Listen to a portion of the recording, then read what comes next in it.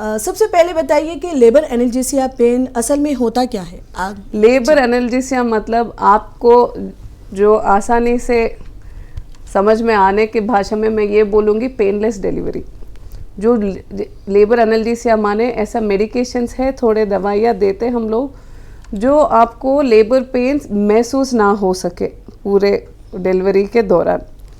जी, इसके 3 टाइप के रहते हैं मेडिकेशंस। पहला तो बहुत ही पॉपुलर है, सब लोग सुने ही होंगे, एपिड्यूरल एनाल्जेसिया। जी बिल्कुल। ये वाला जो है रीढ़ के हड्डी को, बैकबोन को देते हैं। एक जिस फाइबर ट्यूब कैथेटर बोलते हैं उसके दौरान मेडिकेशन रन करते हैं हम लोग।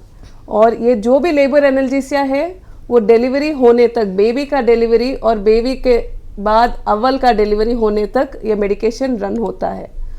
दूसरे तरीके का है एक जो हाथ पे सुई, इंट्रावीनस कैनुला बोलते हैं, उससे एक मेडिकेशन देते हैं, इंट्रावीनस मेडिकेशन। तीसरा है एक गैस के फॉर्म पे जो मेडिकेशन देते हैं हम लोग। जी, मगर सबसे ज़्यादा ऑलमोस्ट 95 to 98% एपिड्यूरल एनाल्जेसिया है जो बाकी के हर एक लेबर पेन में जो माएँ रहती है उनको ऑफर किया जाता है।